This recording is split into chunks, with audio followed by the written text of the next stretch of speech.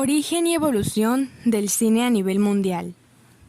El cine fue oficialmente inaugurado el 28 de diciembre de 1895 en París como un espectáculo, fecha en la que los hermanos Lumière proyectaron públicamente la salida de obreros de una fábrica francesa, la demolición de un muro, la llegada de un tren y un barco saliendo del puerto. El éxito de este invento fue inmediato, no solo en Francia, sino también en toda Europa y América del Norte. En un año, los hermanos Lumière creaban más de 500 películas, marcadas por la ausencia de actores y los decorados naturales. La brevedad, la ausencia de montaje y la posición fija de la cámara.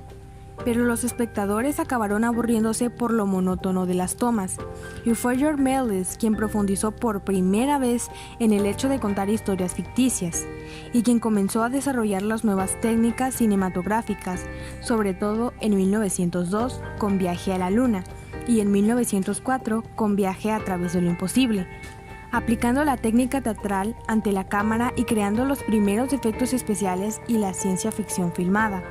A partir de entonces, la cinematografía no hizo más que mejorar y surgieron grandes directores como Ernst Lubitsch, Alfred Hitchcock, Fritz Lang o Charles Chaplin. Mantuvieron en constante evolución la técnica hasta que en 1927 se estrena la primera película con sonido, El cantante de jazz, a partir de la cual el cine tal y como se conocía dejó de existir y se impusieron guiones más complejos que se alejaban de los estereotipados, personajes que la época muda había creado. Fue en ese mismo año, 1927, cuando la Paramount Pictures crea la técnica cinematográfica conocida como doblaje. Al cabo de los años, la técnica permitió la incorporación del color, llegando en 1935 con La Feria de las Vanidades, de Robert Mulligan, aunque artísticamente consiguió su máxima plenitud en 1939 con Lo que el viento se llevó. El color tardó más en ser adoptado por el cine. El público era relativamente indiferente a la fotografía en color opuestamente al blanco y negro, pero al mejorar los procesos de registro del color y disminuir los costes frente a blanco y negro, más películas se filmaron en color. Cine mudo. Suele hablarse del cine mudo de la época silente o muda, y esto no es del todo exacto, aunque es cierto que las proyecciones no podían por sí mismas sino mostrar imágenes en movimiento sin sonido alguno. Pero las proyecciones en las salas iban acompañadas de la música tocada por un pianista o una pequeña orquesta, y además comentada por la voz de un explicador, imprescindible figura que hacía posible que multitudes de analfabetas o inmigrantes desconocedores del idioma entendieran la película. Además, las productoras encargaban partituras originales para sus películas más prestigiosas, con lo que el cine ya solo le faltaba hablar, pero se tenía ya la concepción de una obra creada entre la imagen y el sonido. El cine mudo, en realidad, mudo del todo, en cierto modo no era. El cinematógrafo fue creada por los hermanos Louis y Auguste Lumière. Este invento era a la vez cámara, copiador y proyector. Produjeron con éxito una serie de cortometrajes de tipo documental en las que mostraban varios elementos en movimiento tales como olas rompiendo en la orilla del mar, obreras saliendo de una fábrica y un jardinero regando el césped. Uno de sus cortometrajes más exitosos y que demostraba las nuevas posibilidades de su invento mostraba un tren avanzando hacia el espectador, ante lo cual estos reaccionaron con un instintivo pavor. Durante la Segunda Guerra Mundial se transmitían documentales sobre los distintos países que estaban enfrentando y estos se concentraban más en sus tropas militares. El cine sonoro. En 1926, la productora Warner Brothers introdujo el primer sistema sonoro eficaz, consistente en la grabación de las bandas sonoras musicales y los textos hablados en grandes discos que se sincronizaban con la acción de la pantalla. Cine a color. Los experimentos con la película de Coloss habían comenzado desde 1906, pero solo se había usado como curiosidad. Los sistemas ensayados como el Technicolor de 2 colores fueron decepciones y fracasaban en un intento de impresionar al público. Pero hacia 1933 el Technicolor se había perfeccionado, con un sistema de 3 colores comercializable, empleado por la primera vez en la película La Feria de la Vanidad. El cine de la Segunda Guerra Mundial. En la posguerra, la llegada de la televisión supuso un desafío a la industria del cine que aún hoy perdura, cayendo la audiencia de unos 85 millones de espectadores anuales en Estados Unidos, durante la guerra apenas a 45 millones, a finales de 1950. La industria respondió ofreciendo más espectáculo que se concretó en el mayor tamaño de las pantallas. Por un lado, la tecnología del cine ha evolucionado mucho desde el primitivo cinematógrafo mudo de los hermanos Lumière hasta el cine digital del siglo XXI. Por otro lado, ha evolucionado el lenguaje cinematográfico, incluyendo las convenciones del género, creando así los géneros cinematográficos. La evolución del cine a nivel nacional. La historia de la evolución del cine comienza con la llegada de los hermanos Lumière a México. El cine llegó a México casi unos años después de su aparición en París. Los hermanos Auguste y Louis Jean Lumière habían presentado el cinematógrafo el 13 de febrero de 1895. Ese mismo año rodaron sus primeras películas como Salida de los obreros de la fábrica Lumière y Lion Montplay, Llegada de un tren de la estación de Sayotan, y El regador regado, que más que películas eran fragmentos en movimientos que actuaban de testigo de la vida cotidiana y que le dieron formalmente inicio a la historia del cine a modo de documental. Los hermanos Lumière pensaban que el cine era la inversión sin futuro, pero aprovecharon todo lo que pudieron su nuevo invento para montar un negocio donde se pudiera lucrar. Por esta razón enviaban un cinematógrafo y un operador a donde fuera requerido. Es así que la historia del cine comienza en México, con una repetición del entonces presidente de la República, don Porfirio Díaz. A los hermanos Lumière, de poder apreciar este maravilloso invento, como es bien sabido, Díaz era un arduo seguidor de la corriente positiva, que entre otras cosas generaba un enorme interés por los desarrollos científicos de la época, y además su gobierno tuvo un enorme empeño para afrancesar la ciudad y admirar todo lo que viniera de ese país. Es así que Díaz recibe a Claude Fernandin von Barbat y a Gabriel Baire, dos expertos proyeccionistas enviados por los hermanos Lumière, y el 6 de agosto de 1896, Díaz, su familia y miembros del gabinete presenciaron su sorpresa y fascinación por primera vez en el país. Las imágenes en movimiento que se proyectaron en el castillo de Chapultepec, llamadas vistas. El éxito fue inmediato. Unos días después, el 14 de agosto de ser exactos, el cinematógrafo fue presentado al público en el sótano de la Drogenplateros, en el número 9 de la calle, que estaba el mismo nombre que actualmente es Madero. Paradójicamente, este lugar, unos años más tarde, se convertiría en la primera sala del cine del país, el famoso Salón Rojo.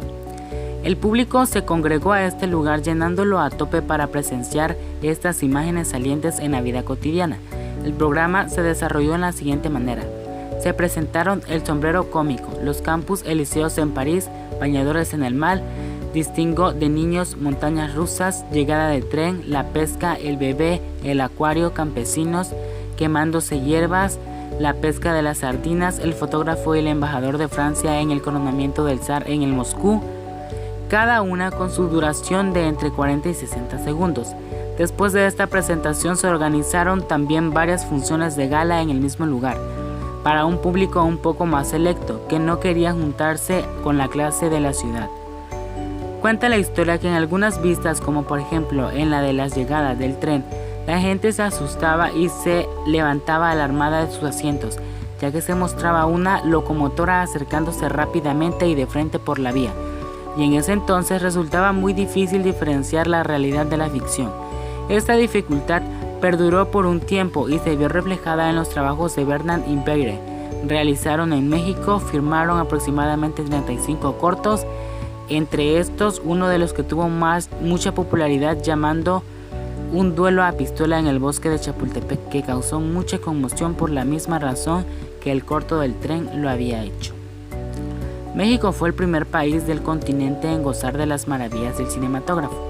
Adquirió varios de estos aparatos y muchos creadores se dieron rienda suelta para comenzar a filmar. Entre ellos se encuentra Salvador Toscano, Enrique Rosas, Guillermo Berseri, los hermanos Alba, entre otros. La modernidad había irrumpido en nuestro país y el cine había llegado para quedarse, alcanzando uno de sus mayores esplendores durante la década de los 40 y los 50 del siglo XX. La época de oro del cine mexicano es un periodo en la historia del cine mexicano, convirtiéndose en el centro de las películas comerciales de Latinoamérica y habla hispana durante ese periodo. En 1939, durante la Segunda Guerra Mundial, la industria cinematográfica de Estados Unidos y Europa recibió un gran golpe, ya que los materiales anteriormente destinados a la producción de cine ahora estaban destinados a la nueva industria armamentista. Muchos países empezaron a enfocarse en la realización de películas de guerra, dejándole la oportunidad a México de producir películas comerciales para el mercado mexicano y latinoamericano. Este ambiente cultural favoreció el surgimiento de una nueva generación de directores y de actores considerados hasta la fecha íconos en México y en países hispanohablantes. A principios de los años 30, algunas películas mexicanas como Santa, de 1931, y La Mujer del Puerto, de 1934, habían ganado el reconocimiento del público y la crítica, lo cual demostró que en México se contaba con el equipo y talento necesarios para sostener una industria cinematográfica sólida. En 1933 se filma la cinta Allá en el Rancho Grande, de Fernando de Fuentes, que tiene un éxito inusitado no solo en México y los países hispanohablantes, sino también en los Estados Unidos.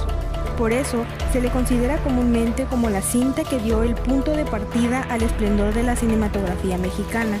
Ante esto, a principios de los años 1940, comienza el surgimiento de grandes estudios cinematográficos asentados en la Ciudad de México, que comienzan a respaldar la producción masiva de películas. Entre las más importantes se encuentran Clasa Films, Filmex, Films Mundiales, Cinematográfica Calderón, Películas Rodríguez y Brooks, entre otras. El cine mexicano continuó realizando obras de espléndida calidad a fines de los 30 y a principios de los 40 y comenzó a explorar géneros como la comedia, el romance y el musical. Algunas de las estrellas principales más conocidas son Pedro Infante, es el actor más popular y reconocido de la época de oro del cine mexicano. Jorge Negrete es otra de las figuras emblemáticas de la cinematografía mexicana. Su atractivo personal y voz inconfundible lo elevaron a la categoría de mito de la música de su país. Dolores del Río representó en sus mejores momentos uno de los máximos ideales de la belleza femenina mexicana. María Félix fue un caso excepcional en el cine mexicano, mujer de deslumbrante belleza física y fuerte personalidad, que de inmediato dominó los roles de mujer fatal en las películas mexicanas. Pedro Armendáriz logró encarnar la esencia de la mexicanidad mejor que ningún otro actor del cine nacional. Arturo de Córdoba fue otra destacada figura masculina del cine mexicano. Su especialidad fueron personajes atormentados que con frecuencia se hundían en la locura. Mario Moreno, comediante y mimo surgido de las capas populares, se hizo mundialmente célebre con el nombre de su personaje Cantinflas. Otro destacado comediante fue Germán Valdés, Tintán, poseedor de una enorme gracia y versatilidad, pues era además cantante, bailarín y locutor. Tintán hizo célebre al personaje del Papucho. Géneros cinematográficos. En el séptimo arte se distinguen diferentes tendencias de acuerdo a la temática. Documental. El discurso del documental es directo, narrativo o testimonial, depende del tema que se desarrolle. Los documentales carecen la mayoría de las veces de personajes, solo participan en la dirección, narración o presentación. Animación. Gracias a la creación de las nuevas tecnologías, la animación ha evolucionado a pasos agigantados. Por ejemplo, en un inicio las animaciones eran dibujadas a mano cuadro por cuadro, mientras que en la actualidad los sistemas informáticos realizan ese trabajo de manera más rápida, dando a los personajes movimientos, pasando de la animación tradicional o en 2D hasta la 3D. Comedia. Tiene como objetivo sacarle una carcajada al espectador siguiendo distintas estrategias, presentando una sucesión de enredos y conflictos diversos, personajes singulares, diálogos ingeniosos, persecuciones, finales fortuitos, etc. Thriller o thrill. Voz de origen inglesa cuyo significado es estremecer, asustar o emocionar. Son largometrajes que mantienen el hilo de tensión y la intriga. Suelen tener un protagonista y un antagonista, duros, que contraponen sus valores entre sí para alcanzar sus objetivos. Se desarrollan en sitios exóticos que inciten el misterio. Generalmente tienen un final abierto e inesperado. Western, o el cine del oeste, es una herencia de la novela caballeresca, pues exalta las virtudes de los pistoleros al servicio de la ley y del pueblo, reflejaban la garantía de seguridad en un momento histórico, relata historias de conquistas y colonización de los territorios occidentales de Estados Unidos, en especial con la población indígena del oeste estadounidense como los Sioux, Cherokees, Apaches y Cheyenne. Terror. Este género está inspirado en la literatura de terror y a través de diversas estrategias como el maquillaje exagerado, efectos de audio, así como escenas sangrientas y oscuras. Drama. Desarrolla conflictos que giran alrededor de los protagonistas. La trama es realista, con problemas de la vida cotidiana, pero estos son llevados a una línea dramática extrema donde los sentimientos son desaforados. Ciencia ficción. El cine de ciencia ficción tiene sus orígenes en la literatura, se basa en fenómenos científicos e implementa elementos irreales que construyen mundos paralelos al nuestro. Por lo regular en tiempos futuros, los personajes suelen ser alienígenas, robots, humanos que conviven y se enfrentan con estos. Acción. El cine de acción se caracteriza por tener altas dosis de adrenalina y una gran cantidad de efectos e imágenes especiales en medio de persecuciones, batallas, peleas, fugas, crisis destructivas, inundaciones o explosiones. El protagonista suele ser un héroe o heroína, casi inmortal. Musical. Son películas en las que el hilo conductor del filme está centrado en los diálogos de los personajes y en piezas musicales interpretadas por ellos mismos que son acompañados de una coreografía. Fantástico. Generalmente está inspirado en la literatura de fantasía. Los personajes pueden ser humanos, animales, parlantes, objetos inanimados que toman vida o seres quiméricos, en su mayoría sacados de diversas mitologías. Gángster. Este género cinematográfico narra la vida del crimen organizado desde el ojo del protagonista, el cual es generalmente un mafioso, así que cuenta cómo sobrevive en un mundo violento y llena de enfrentamientos entre grupos criminales por donde corren ríos de sangre. Híbridos. El cine híbrido se caracteriza por la juxtaposición de diversos elementos y por la combinación de distintos géneros cinematográficos que confluyen en un mismo filme. En este campo se pueden encontrar animaciones con actuaciones reales, falsos documentales o el uso de seres fantásticos animados en historias dramáticas.